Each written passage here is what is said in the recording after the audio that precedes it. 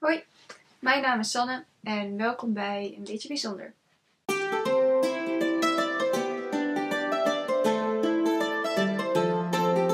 In deze video wil ik het graag hebben over de DSM en de veranderingen die daarin hebben plaatsgevonden met betrekking tot de diagnose autisme en Asperger. De diagnose autisme is niet vast te stellen door middel van bijvoorbeeld een scan of een bloedonderzoek of zo. Om de diagnose te kunnen stellen is er een specialist nodig op het gebied van autisme die kijkt naar iemands gedrag. Deze specialist kijkt dan naar de criteria waaraan iemand moet voldoen om autisme te hebben. Daarvoor gebruikt hij de DSM. DSM staat voor Diagnostic Statistic Manual of Mental Disorders. Wat eigenlijk zoiets is als een handboek voor diagnoses in de psychiatrie. Nu moet ik daar wel bij zeggen dat ik het er niet helemaal mee eens ben dat autisme wordt gezien als een mentale stoornis. Want het is iets neurologisch, het zit in je brein en niet in je psyche. Maar voor nu wordt het nog geclassificeerd onder mentale stoornissen. Bij gebrek aan een betere plaats, denk ik. Er zijn meerdere edities van de DSM. In totaal zijn het er 5, waarvan de eerste verscheen in 1952.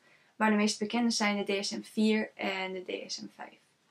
In 2013 wereldwijd en 2017 in Nederland is de nieuwste DSM ingegaan. Dit heeft een hoop gevolgen gehad op de diagnose autisme. Er zijn een hoop criteria veranderd, weggelaten of juist toegevoegd en zelfs hele diagnoses zijn verwijderd. In de DSM-4 had je 5 diagnoses, namelijk Asperger-syndroom, klassiek autisme, Rett-syndroom, desintegratiestoornis van de kindertijd en PDD-NOS. Deze vielen allemaal onder perversieve ontwikkelingsstoornissen.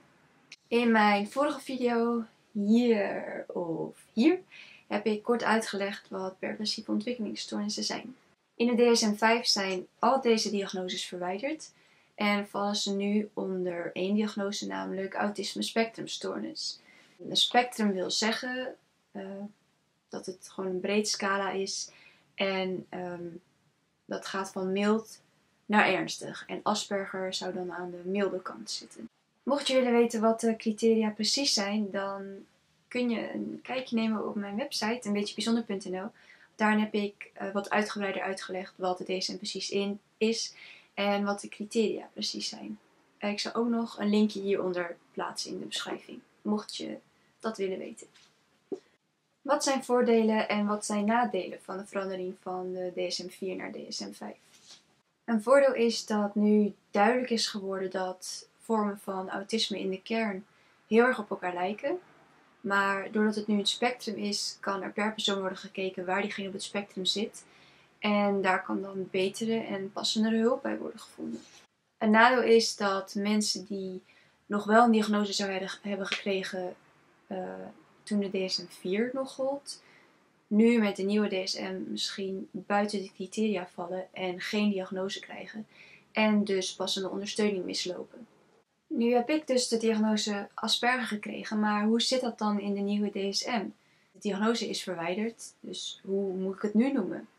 De nieuwe DSM gaat uit van levels, in de mate van ernst van iemands autisme en dus in de mate waarin iemand ondersteuning nodig heeft. Asperger wordt nu dus eigenlijk genoemd autisme spectrumstoornis level 1, ondersteuning vereist. Oftewel hoogfunctionerend of mild autisme. Toch blijf ik het nog Asperger noemen en met mij ook nog een hele hoop anderen. Want deze diagnose verklaarde voor ons heel veel, gaf ons heel veel antwoorden en puzzelstukjes vielen op zijn plek. Het was logisch. Mensen met Asperger houden niet van verandering. En als iets dat zo goed heeft verklaard waarom je bent zoals je bent, opeens niet meer bestaat, is dat best wel eng. Toen ik te horen kreeg dat de diagnose Asperger zou verdwijnen, raakte ik ook best wel een beetje in paniek. Want ik dacht, als die diagnose verdwijnt, verdwijn ik dan ook? Hoe zit het dan met mij? Ben ik dan nog wel wie ik ben? Het is iets dat zo logisch is en opeens is dat niet meer zo logisch. Dat is best onzeker. Wat ik ook best lastig vond was de benaming mild autisme. Want wat houdt mild precies in? Betekent dat ik maar een beetje autisme heb? Of dat het allemaal wel meevalt? Maar ondertussen ben ik erachter dat mild staat voor dat het voor de buitenwereld niet heel erg opvalt dat iemand autisme heeft. Maar dit betekent niet dat iemand net zoveel last heeft van de problematiek die autisme met zich meebrengt als iemand waarbij het meer opvalt. Dit was een beetje een korte uitleg over hoe diagnoses precies in zijn werk gaan en wat daarin de veranderingen zijn geweest de laatste paar jaar. Twijfel jij nou bij jezelf of je misschien de diagnose autisme hebt? Of weet je het bijna zeker, maar twijfel je of je überhaupt een diagnose wilt of niet? Ga dan bij jezelf na of het voor jou helpend kan zijn. Loop je bijvoorbeeld vast of zit je niet lekker in je vel? Loop je continu tegen dingen aan? Dan kun je overwegen om het proces van een diagnose in te gaan. Dit proces is niet simpel. Het kan best zijn dat het een paar maanden of zelfs een paar jaar duurt voordat je daadwerkelijk een diagnose hebt. Bij mij heeft het ruim 2 jaar geduurd. En dat is niet helemaal hoe het normaal hoort te gaan. Ik zal daar volgende keer een video over maken, over hoe mijn proces is geweest. Mocht je dat interessant vinden. Maar goed, ga bij jezelf na of je het nodig vindt. Of je denkt dat je er iets aan hebt. Jij kent jezelf het best. Helaas hoort vaak bij een diagnose ook een hoop vooroordelen. Maar het kan ook heel veel goeds en positiefs met zich meebrengen. En het kan je leven echt veranderen in de positieve zin. Ik heb er in ieder geval heel erg veel baat bij gehad.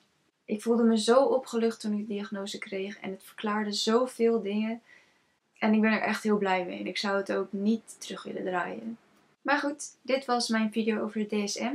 Ik heb wat uitgebreidere informatie op mijn website gezet. De link staat hieronder in de beschrijving. Mocht je vragen hebben of opmerkingen, laat dan gerust een reactie hieronder achter. En vond je het interessant? Geef het een duimpje als je wilt. Het hoeft niet, mag wel. En wil je meer van dit soort video's zien, dan kun je overwegen om je te abonneren op mijn kanaal.